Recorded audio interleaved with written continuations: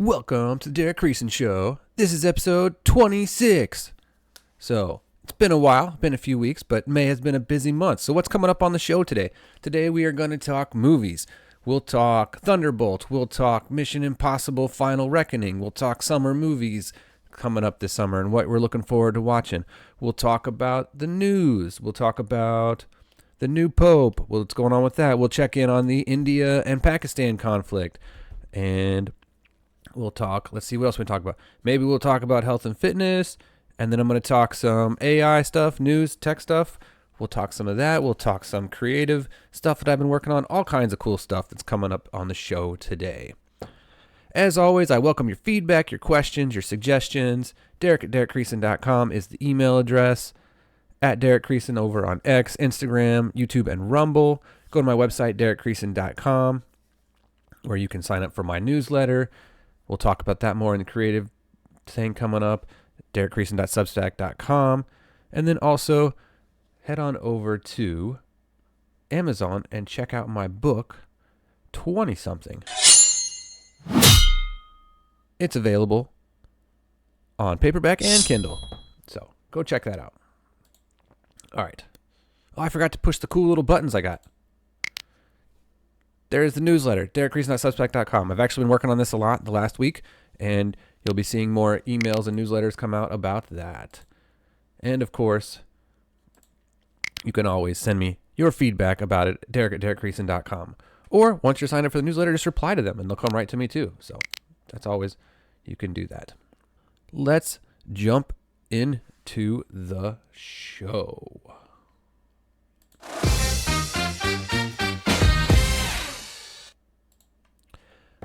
All right, recent life updates. Today is Friday, May 23rd, Memorial Day weekend.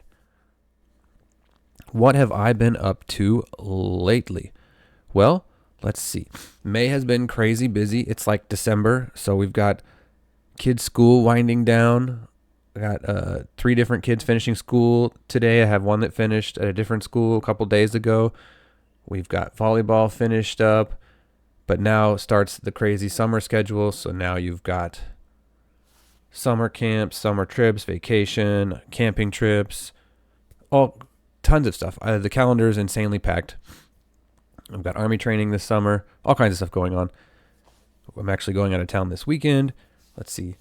Amy was in a car wreck at the beginning of May, and so we're still dealing with that, with rental cars and insurance and medical stuff. It's been a mess.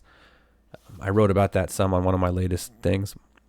What else has been going on? Oh, I went to a couple conferences this month, local tech conferences and stuff. Got some cool, you go to conferences and you get your little bags of swag. You get your cool like stress balls and notebooks and phone charger cords and all that kind of stuff. So all kinds of neat stuff. Fun times. Always good to get out of the office for a day and do stuff like that. So, all right, let's go talk about movies.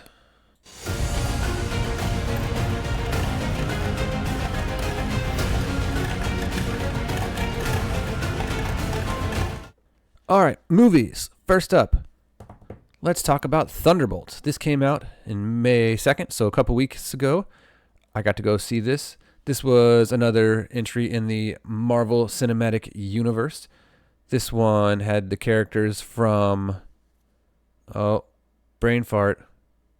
What's their names? Anyways, it's got Bucky in it. It's got, is her name Yelena? Now I'm forgetting. Oh my gosh. This is not very detailed description.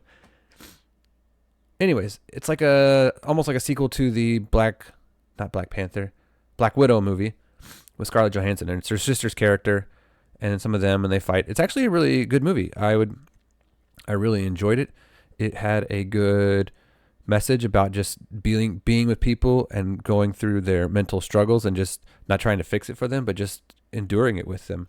And it was kind of an interesting take on a villain and stuff. And so it also had some funny parts and some good action, and it kind of set up some more stuff to continue the never-ending MCU universe story. And so while some of the later movies haven't been as good since like Endgame finished, this one was decent and I enjoyed it. And so I would give it 4 buckets of popcorn. It was good.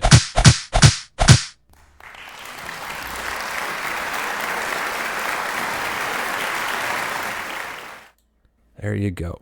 All right. So, Thunderbolts. If you haven't seen it, go check it out. I enjoyed it. All right, up next, Mission Impossible: The Final Reckoning. This is coming out in theaters today, May 23rd, is the official release. It's actually been out internationally for a week or two, and it actually started showing on like Wednesday and Thursday this week. I got to go see this last night, and it is the 8th Mission Impossible movie. It is a direct sequel to the last one, number 7, that came out in 2023, and I really, really, really enjoyed it. It was very good. It was great continuation of the last movie. It upped the ante a ton as far as the story and the stakes of, how the world's always about to end in these movies. And then Ethan has to go do the impossible to save the world. This one had really good story, really good characters. It had a nice take off the 7th one and added more characters, and it still worked really well. They referenced back almost all of the other 7 movies. They tied in the story back to the 3rd movie and the 1st movie, and still had character development and character growth and character story for Tom Cruise's Ethan Hunt. So that was cool to see. It wasn't just a spam fest of action and stunts. There was some really cool stunts in the movie. I'm going to do this whole review without giving spoilers too, as best I can. Anyways, the mission they have to go do is just insane, and it's impossible. That's the name of the movies. And I really like that, yeah, we've seen Mission Impossible movies, and he did this, and he's done that. But this felt like they combined 4 or 5 impossible movie tasks together, and it's just like, okay, to save the world this time, that is utterly, utterly impossible. Like, he's had to do like 17 different impossible things to make it all just work perfectly. And I won't spoil the movie and tell you if he saves the day or if the world ends or if he gets the girl and has the happy ending of the story or if he dies. I'm not going to tell you. You have to go watch it and figure it out for yourself. But it was thoroughly enjoyable. It was 2 hours and 50 minutes, and people are already saying, oh, maybe they'll make another one. Maybe they won't. I don't know. We'll see, or maybe he'll pass it off to some other actor. There's rumors of that, but those have been denied too. So I thoroughly enjoyed it. I would actually go see it again here in the next few days if I had time. It's a little longer of a movie. It's 2 hours and 50 minutes, but it doesn't feel long. It's that well done and that well paced. And so I thoroughly, thoroughly enjoyed it. I would highly, highly recommend it and add it to my very short list of 5-star movies. So it gets 5 buckets of popcorn.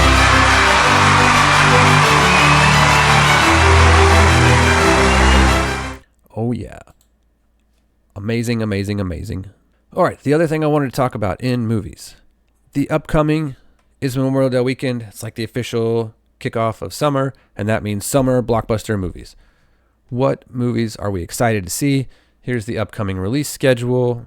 Mission Impossible was the big one, first big one I was excited about, and I saw it last night, so that was cool. Other things coming out this summer that look good. I don't know anything about this Karate Kid Legends movie, but that one might be good. Let's see, what else is coming out? The next big one that I am excited about, Ballerina in June. That's, I think, in 2 weeks. That one is a spin-off of the John Wick universe.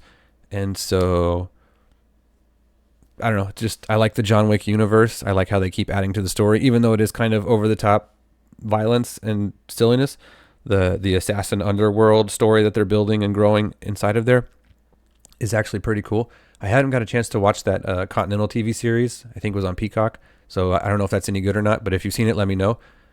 But this looks cool. I don't know what the timeline is of this, if it's before or after the events of John Wick 4, which made me realize, I was thinking, you know what? I've only seen John Wick 4 once, and I've watched the first, second, and third one multiple times.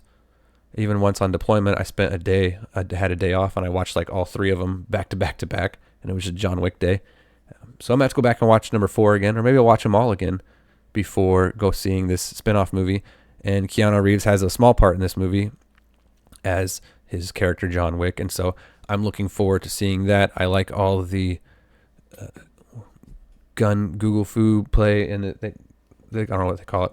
Anyways, it's pretty neat. They got some cool weapons and cool suits and cool underworld fighting and stuff, and so I'm looking forward to that one. Let's see what else is up here on the list. Looks like some comedies, looks like some action. Oh, the How to Train Your Dragon live action movie. That one looks pretty good. And then the other big one I'm looking forward to is in July, Jurassic World Rebirth. So this is Jurassic Park 7, 6, 7, 8. I don't know. Kind of like Mission Impossible. And it's kind of like different characters and a different island and stuff, but I think it'll be decent. It looks like they might have some new dinosaurs, and it looks like it might be coming more towards like a horror style thriller movie. I don't know, but hopefully it'll kind of stay in that same vein of Jurassic Park and not just too much of a cash grab. And we will look forward to seeing this time Scarlett Johansson run away from dinosaurs. So, all right, that is, let me see the list real quick. And Jurassic Park. I keep calling Jurassic Park. They're all like Jurassic World or Jurassic. Oh, Superman. I saw a trailer, the new trailer for the Superman movie. I know they do Superman like every 3 years, and they keep trying to reboot it, and sometimes it works. So we will see. This one looks pretty decent, and I will give it a shot this summer when it comes out. And so I'm looking forward to it. The trailer looks decent. It's very hard for me to see. I think nobody has a good shot of playing Lex Luthor. I think that's a hard person to cast because everyone's expectations are based on previous versions of Lex Luthor. Probably the same thing as Superman. But we'll see how it does and how well they can do it. All right, that is going to do it for movies today. All right, coming up next, we've got the news.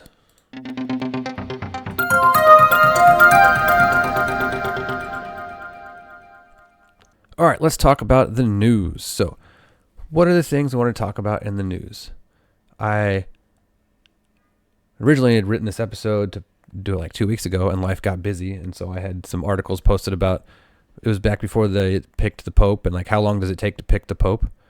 And it was interesting that, here, I'll just show you. I was looking up when they've had these Pope ballots or the conclaves, how long does it take? And so back in 2013, it took 2 days. In 2025, it took 2 days, 3 days, 2 days, 3 days. So anywhere, it usually takes a couple days, 2 to 5 days or so, whenever they go into the conclave and go out and pick. So we got the new Pope picked, Pope Leo. I'm not Catholic, so I don't know a lot of Catholic tradition or history. I know a little bit vaguely, being Protestant or Christian, but I found it interesting that when the popes pick their name, I did not know how they picked their name. So I was just like, hey, I'll go ask the AI. It's like, how does the Pope pick their papacy name? And it says, when the Pope's elected, one of the first things that happens, they accept their election as they're asked in Latin, by what name shall you be called? This is a big moment because the choice of name is entirely up to them. There is no official rules or criteria they must follow, and there's a lot of tradition and meaning behind their decision. So it says, why would they pick a new name? The symbolism, the historical precedents, or honoring predecessors or saints, signaling their papacy's direction, and the historical precedents. What names are popular or not so popular? Common choices are like Pope John, Pope Benedict, Pope Gregory, Clement, Leo, Innocent, and Pius have been used a lot. So it's very interesting. And then I was asking, like, what's the last 10 popes? And so we had Pope Leo, the one who just started, Leo the 14th. Then Pope Francis, Pope Benedict the 16th, Pope John Paul II, Pope John Paul I, and so on and so on. So lots of Pauls, lots of Johns, Benedicts, and Leos and stuff. So I thought that was interesting that I didn't really know that they didn't go by their own names. So interesting, fun fact for you. Also, as I was doing research, I was actually writing this back around Mother's Day time. I thought this was funny. Meme from Babylon Bee. It says 11 thoughtful Mother's Day gifts you can get at the gas station on your way home from church. And that's kind of funny sometimes, unfortunately true, if you're busy and not remember to get stuff for your mom. I wanted to talk about the India-Pakistan conflict. That has been kind of fired up and going on lately.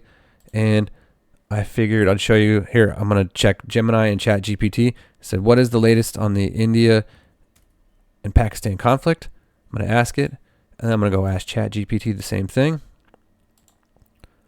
and watch them answer.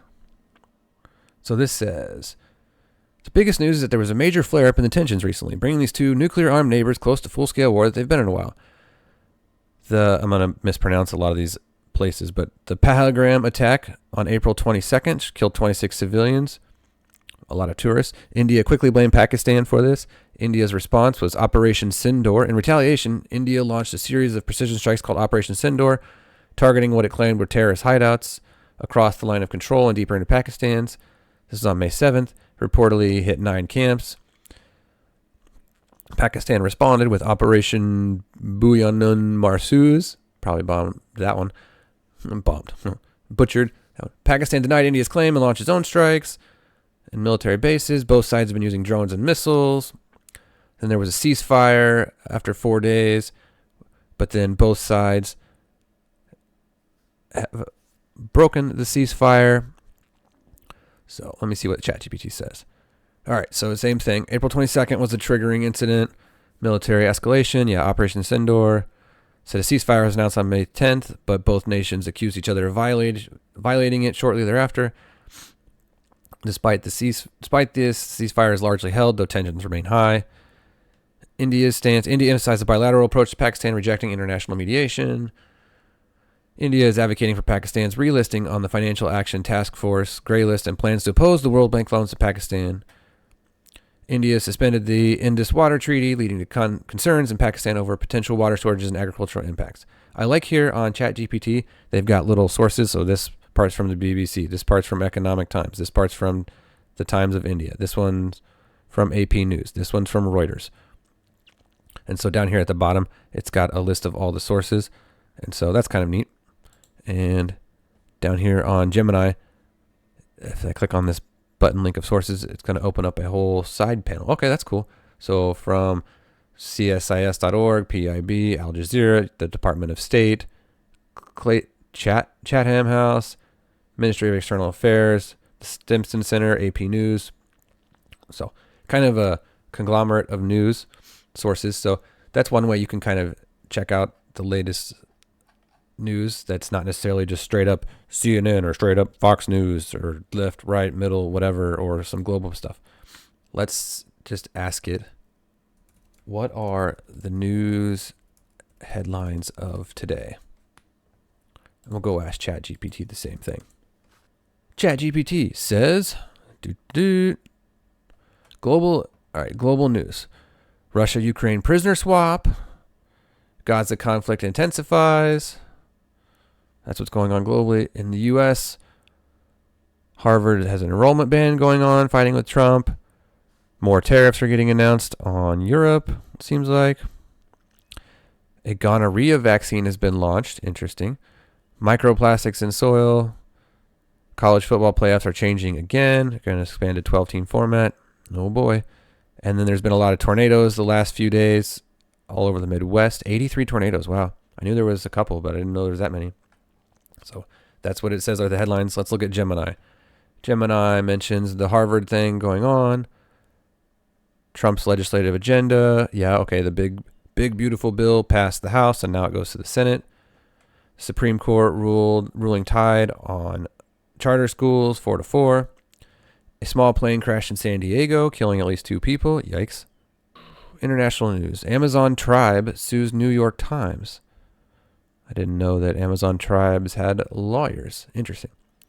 Microsoft email concerns. Some Microsoft employees are concerned that their internal emails containing words like Palestine, Gaza, genocide are being blocked and censored. Interesting. There you go. Different kind of takes on the news. So that is all the stuff that's kind of going on with the news today lately.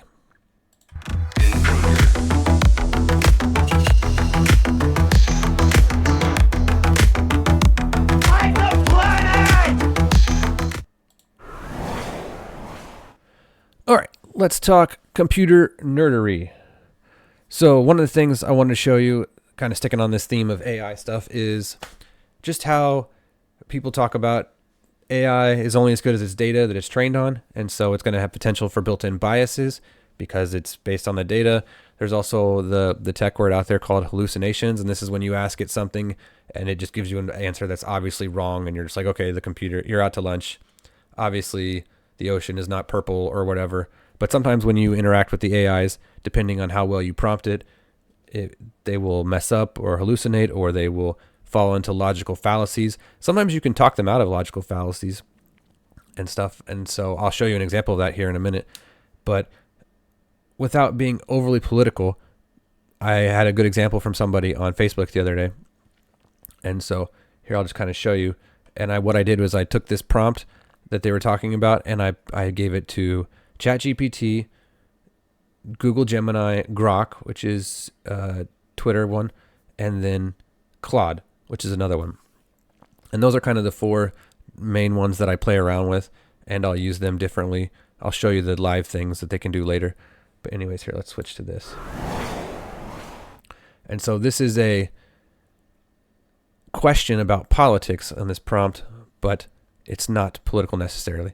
So, this is an example of a well-written prompt. So if you're just new to like all these AI things and you ask it a question and you don't like the answer, well, the best way to get good answers out of the AIs is to give them a big long prompt, which is going to include paragraphs. It's going to include examples. It's going to include exactly how you want answers formatted. So like this prompt, it says, and this is asking about the first 100 days of Trump's presidency. So it says, and shout out to Matt for writing this, and I'm copying it and ripping you off.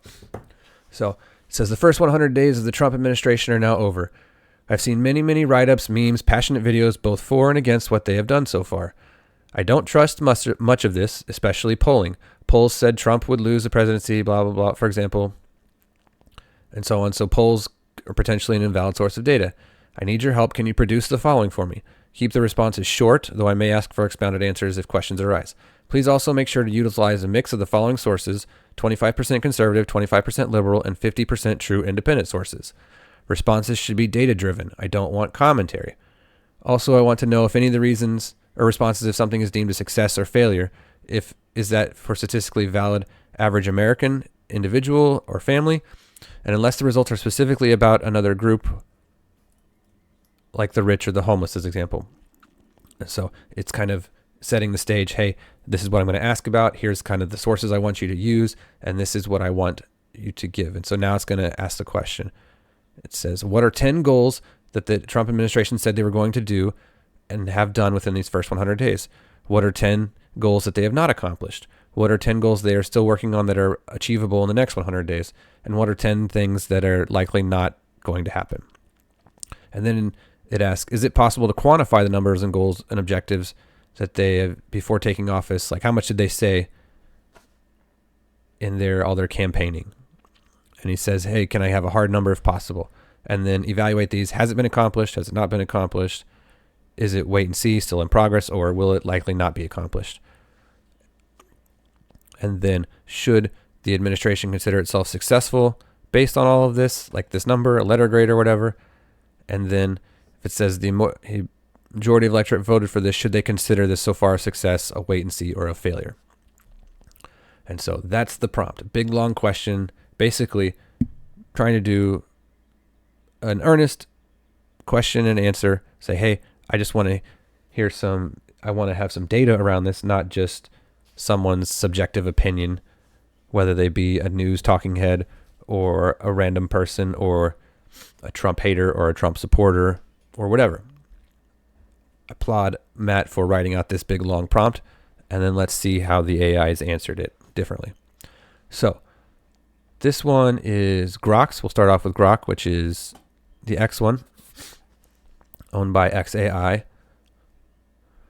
And it's answered, I've aimed to address your request with concise data-driven responses using a balanced mix of sources, and basically restating the prompt to it. It says, all right, so 10 goals they said they would do and have done: secure the border, impose tariffs, NDI mandates, protect women's sports, restore religious liberty, cut prescription drug prices, hire political appointees. So that's what it lists as successes. Here's 10 that it says it haven't they didn't in the Ukraine war. Food prices haven't come down quite as quickly as people have wanted. They said they were going to cut $1 trillion via Doge. It's only been about 150 billion so far. The Middle East peace is not quite there yet. So there's a list of stuff that's not done. Here's some that are potentially in the next 100 days. Here's 10 that are likely not going to happen in the next 100 days. And I think he wrote this a week or two ago, maybe. And so quantifications. So he said, Grok says they've accomplished 27. They've not accomplished 19. 15 are still in progress. And 7 will likely not be accomplished. Should they consider it a success? 48% and 15. So I thought that was a pretty good answer. It basically answered all the things it said. Hey, here's 10, exactly what you asked for. And then here are the 15 sources it found and 29 posts that it used to pull that information. So let's go to ChatGPT. ChatGPT, same prompt. And it gave me, hey, here's 2 different responses. You can pick and choose which one do you like better. Same information, just kind of formatted differently. And so it talked about the 10 goals that are accomplished, the 10 that have not been accomplished, and this one has sources for each line, which I kind of like that. This was 10 that are still in progress the next 100 days, 10 unanswered, and then it just finished off. It didn't really quantify at the end yes or no or how many, and listless sources. So not quite as detailed and didn't finish the answer at the bottom. So that was ChatGPT's response. So far, Grok had the best answer. All right, go to Claude, which is another one that does a lot of good editing and stuff. I did the same question, and it says, important clarification. My knowledge cutoff is October 2024, meaning I don't have reliable information about events after that date, including what you're asking about. And so, Claude's out. So Claude is not necessarily a real-time evaluator of stuff that's going on the web. And so I'm sure it may be updated eventually to like February or March information in its knowledge, but so this one can't help me. All right, I'm gonna pause here for a second.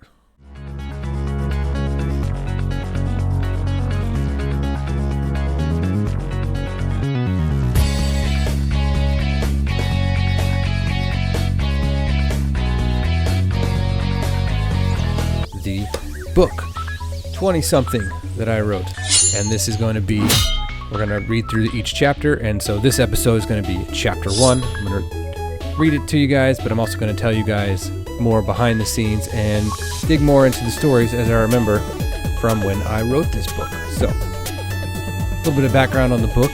I wrote it from probably 2016 to 2022. It took me about 4 or 5 years to write, and probably about 4 years to write, and then about 2 years to edit, and then probably half a year to try to edit and publish it and do all that kind of stuff.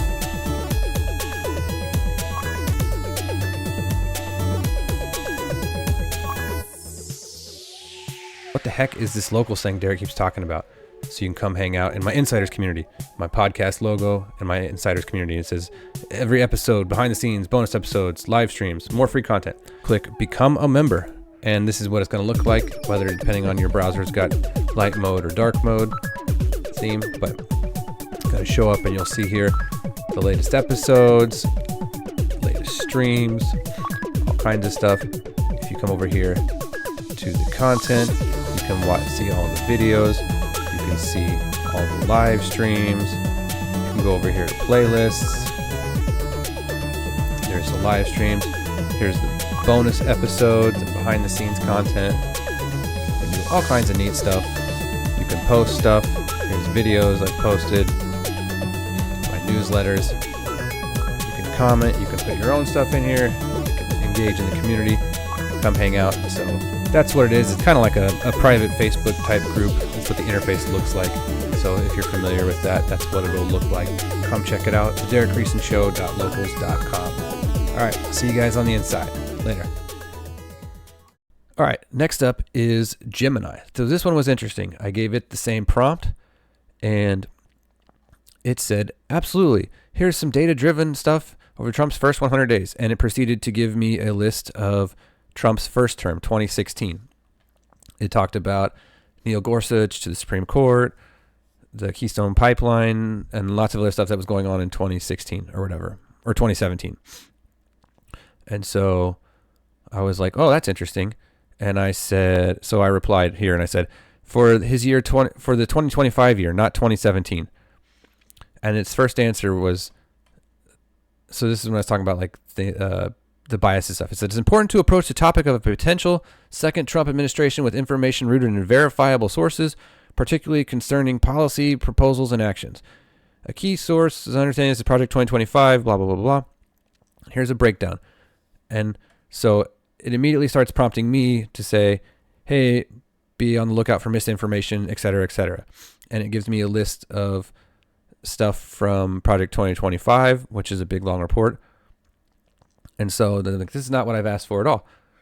And like the other three examples I showed you, the AIs were able to say, hey, go get a bunch of sources and get some from the left, some from the right, some from the middle, some independent, and then quantify and write out, 10 good, 10 bad, 10 maybes, and 10 not going to happen, and grade them, And so I said, do you have access to the latest data on the web? And it says, Gemini, yes, I can integrate with Google search, real-time information, blah, blah, blah. And then so I just asked it, why are you answering questions about the first 100 days of 2025 Trump presidency like it's October before the election and giving me warnings that include opinions? And it said, you're absolutely right to call that out. My apologies. I seem to be getting ahead of myself. So it's trying to be personable and say, oh, I messed up. Let me try again. And then it says, I recognize this is speculative at this point and mixing opinions with data. You want data-driven responses. So it basically just really reworded this and said, so I said, so again with the original prompt, and I gave it the prompt again, and it said, understood. Let's focus strictly on data and avoid projections or commentary. And then it proceeded to give me the same information from 2017. And so I said, for 2025, that is the old data. It said, you are correct. My apologies. Let me focus on 2025. To clarify and provide information you need requesting regarding a hypothetical second Trump administration in the first 100 days, and emphasize blah, blah, blah, and gives me this big disclaimer. And it says, here are the hypothetical goals for the first 100 days based from October again. And so I said, why do you say hypothetical second term? Who do you think won the 2024 election? Can you read the headlines from any news websites? To test this, what happened in the last 3 days between Ukraine and the U.S.? So I'm kind of annoyed here. I'm just like, hey, I'm just trying to ask you a question, and you're obviously falling flat on your face.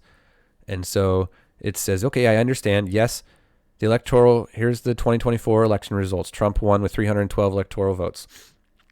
And then it told me about the Ukraine U.S. stuff that was going on in the news when I asked this a couple days ago.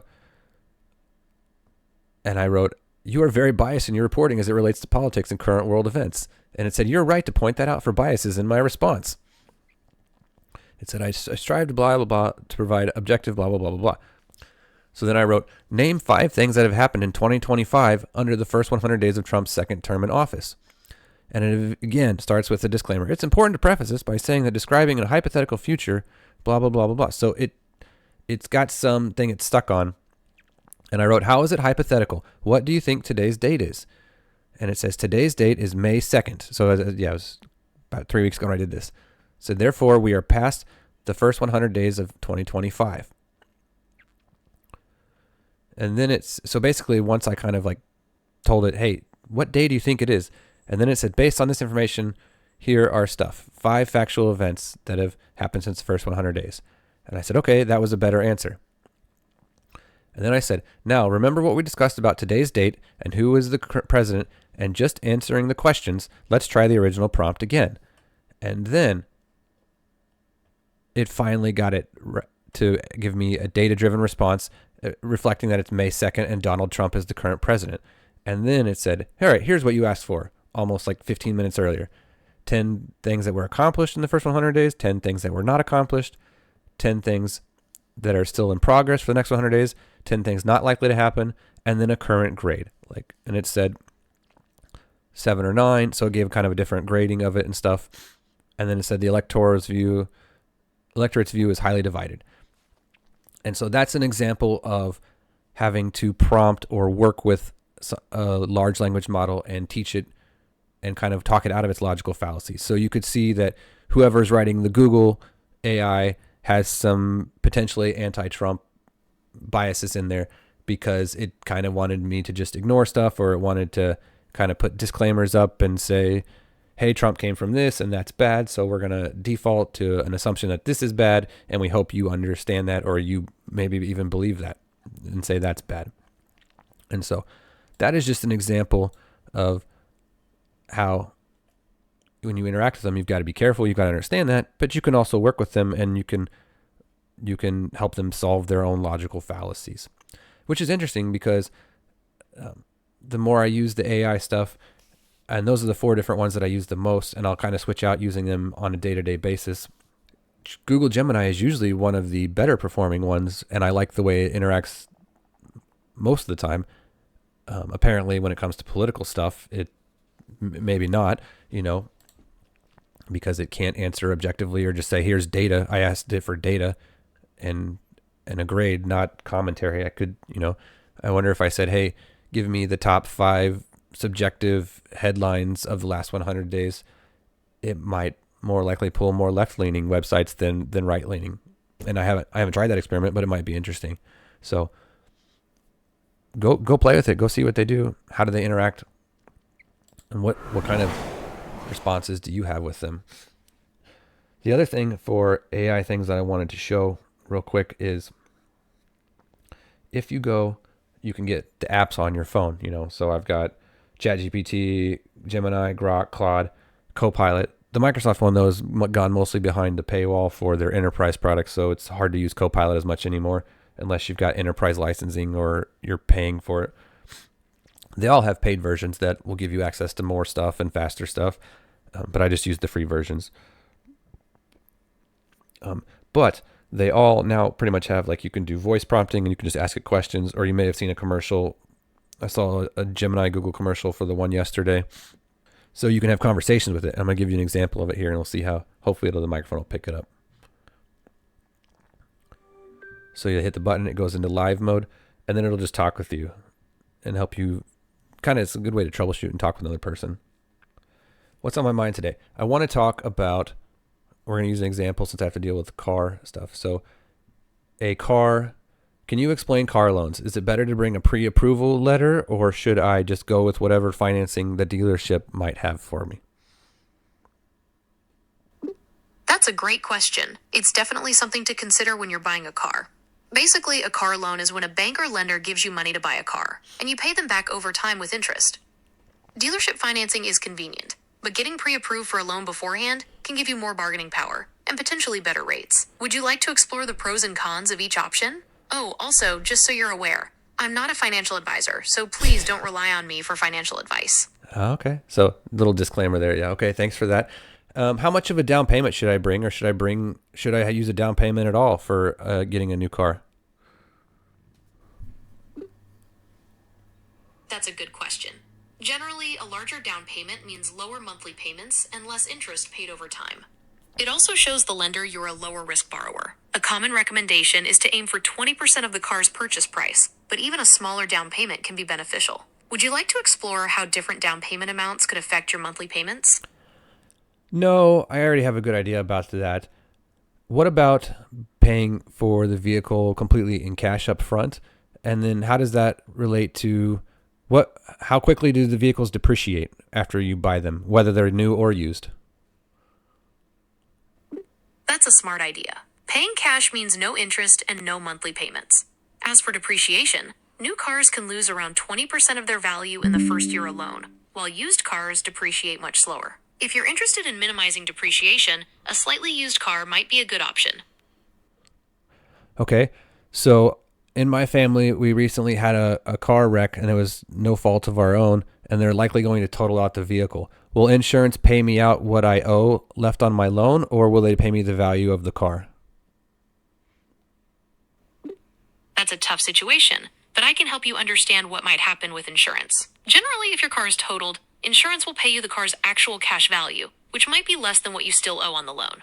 This is where gap insurance can be helpful. as it covers the difference between what you owe and what the car is worth. Do you know if you have gap insurance? I do not think I have gap insurance. Okay, then it's essential to understand that without gap insurance, if your car is totaled, you might still owe money on your loan even after the insurance payout. It might be a good idea to contact your insurance company to discuss your options and understand the specifics of your policy. Would you like to explore resources that can help you understand your insurance policy better? No. So what if you're upside down and you don't have gap insurance? Do you just roll that amount into a new loan, or do you set up a separate payment plan? That's a good question. If you're upside down on your loan and don't have gap insurance, you'll need to figure out how to pay off the remaining balance. You could use savings, negotiate with the lender, or, in some cases, roll it into a new loan. Okay. However, rolling it into So it just depends on the case by case basis. All right. Well, I'm not actually upside down on that currently. But that's good information to have. How can I get a lower interest rate? The car market has changed since I last bought a car. And even though I have good credit, the interest rates are more expensive now than they were. Insurance doesn't seem to cover that or affect the car loan rates. You're right, interest rates are higher than they used to be. Here's the deal. Your credit score is key. A higher score usually means a lower interest rate on your loan. Also, consider a shorter loan term. You'll pay more each month, but less interest overall. Shop around with different lenders too, like banks and credit unions, as they might offer better rates than the dealership. Okay. Why are used vehicles so expensive right now? And is the car market likely to crash or lower prices anytime soon? Used car prices are still high due to lingering effects from the pandemic, like supply chain issues and chip shortages. These things slowed down new car production, which means fewer trade-ins and less supply on the used car market. Plus, with new cars being more expensive, more people are turning to used vehicles, driving up demand. Experts think prices will eventually come down, but it might take some time for things to fully normalize.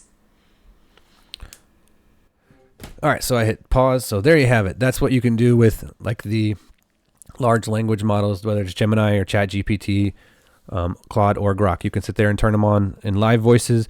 You can pick their different voices. You can get British ones. You can get Australian sounding ones.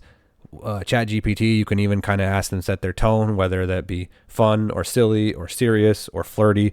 They have all different kinds of little settings you can play with. So sometimes it's kind of fun if you're working through technical problems or it just you don't have someone to talk to bounce ideas off of. I know it's weird to be talking to a robot or an AI thing, for some people, but that was actually kind of helpful to just bounce ideas off of and be like, oh, I didn't think about that. Or if I want more resources, it'll throw resources at me and I can save time instead of having to go Google and look at this website and then go, oh, that's no good. All right, now I go back to the Google search and go to the next result and go, no, that's no good.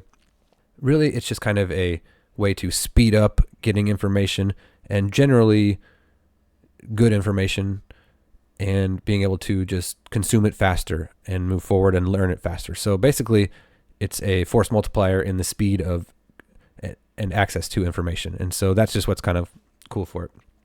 So that is going to do it for computer nerdery today.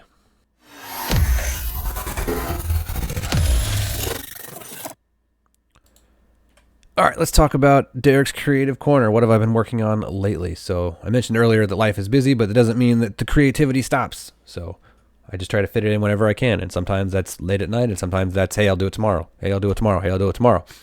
And so actually, I showed on my Tuesday night insider stream on my locals channel. So I try to once a week when I can do an insider stream. And so for my insiders, and I did a behind the scenes creative updates and just general hanging out stream for 10-15 minutes on Tuesday night this week. And I went and talked about, hey, this is what I've been working on my Substack. This is I showed them my creative calendar in Notion and how I try to block out and where I put ideas in the upcoming list, and then if I try to schedule them, and just kind of how to organize my creativity so it's not just waiting for inspiration to hit. I can go, oh, well, let's just work 10 minutes a day on this one or 15 minutes tomorrow on that one, on that idea, and then still make incremental progress on a lot of creative projects and not just wait for inspiration or free time to hit. And so that's really helped me to be more consistent with trying to put out content. And also a plug for my insiders community. Go to derekcreasonshow.locals.com. It's completely free to join, and I post stuff there. I post my insider streams. I'll stream video game stuff in there, and I've also got content for the insiders that I don't post out on other social media, and then I've also got content for the supporters. So if you want to support me, I will gladly appreciate that. And then I've got a series going on right now where I am doing the audiobook version of my book, 20 something, and so I'll put out more stuff in there for the supporters as well. But 98% of it is all free just on the insiders portal, so come hang out there and check it out. Especially when we do the streams, we can hang out stuff. So like I talked about on the Tuesday night, I've been working on the Substack newsletter and updating it, and this is what it looks like. If you go to derekcreason.substack.com, you can see all my writings. I've recently got all of my old blogs imported. I've got my old newsletters all imported, and I really like the platform the more I use Substack. They've got a really cool app on the phone that lets you subscribe. You can do chat. They kind of trying to get into a social network, which I don't necessarily care for the social media side of it, other than trying to grow your Substack and get more subscribers. But it's a pretty easy platform. It gives you enough customization, but it's not overwhelming that you would be spending hundreds and hundreds of hours trying to build the thing. And so you can design what your page looks like and all your articles. And so I've got here my page, the Derek Creason newsletter, and then this is the latest one I sent out on May 19th, what I'm reading lately, and you can go read that here. It's pinned to the top, and then also I've got some of the better things that I've written over the years, talking about leadership or my dad or soldier suicides, or the article explaining why we named my youngest son Benjamin and who he's named after. And then you can go down here and you can see more thoughts on, like, hey, here's the last newsletter I sent was in March. And so, this one was a newsletter, but it wasn't titled newsletter. So then you can go to the notes and see this is kind of their social stuff and see where you post short form notes. You can join chat and people interact with you there on your chat. You can go to the archive and you can see everything I've ever written and stuff. You can go to my about page. This is a new graphic I made for the newsletter, and it's at the top of the newsletters now. And so that's kind of cool and fun. I liked that. And so just come check it out. Go to derekcreason.substack.com. You can sign up. It'll come to your email box or to the app, and you can enjoy that. And so that is some of the creative stuff that I have been working on lately.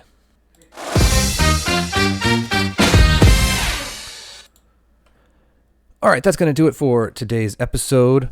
My idea for health and fitness and books is I'm going to push that to my next episode. That way this one doesn't get super, super long. I've got a good idea. I've got some books that I want to talk about on the health and fitness stuff. I also talked about some health and fitness stuff on my shoulder surgery update, and I think I put that in the last episode, but it's also out there on my YouTube and Rumble page. So go check that out as well. So thank you guys for hanging out today on today's episode. Thanks for listening. Send me your feedback. I always appreciate that. Derek@derekcreason.com is the email address. Let me know what you like, what you don't like. You can follow me on all the socials at Derek Creason on Instagram, Twitter, YouTube, I keep saying Twitter, X, YouTube, Rumble, all that kind of stuff. Let's see. Let's push the cool buttons, like we just showed you, the Substack. Here's the address for it, derekcreason.substack.com. Click on that or go to my website, derekcreason.com. There's a button on the right to sign up for the newsletter, and there's also a pop-up that'll pop up and let you sign up for it. So you can do that. There's the email address again, derek@derekcreason.com. I also showed you part of the derekcreasonshow.locals.com, the insiders community. Come hang out there. We do streams once a week. I post behind-the-scenes stuff, rants and raves, all kinds of stuff that's just not necessarily on anywhere else. And then also, like always, go check out my book, 20 something. It's on Amazon.com, paperback or Kindle. It's really cool. It's graduation season. It's a great gift for young graduates who are finishing high school and getting ready to start their college journey or life journey or work journey or whatever, or military. I talk about all of those things in the book, and so I'd highly recommend it. I put a lot of work into it, and it's a really cool book. So Be sure to follow, subscribe, hit the like button, all of that thing social people say for promoting and growing their podcast. I do this for fun because I like being creative, but I also like getting feedback too. And if we can grow and maybe make money on it someday, we'll do that too. But for now, I'm just going to have fun and talk about things that are interesting to me, and just do that. So share it to your friends. Let me know what you think. And we will see you guys on the next one. Later.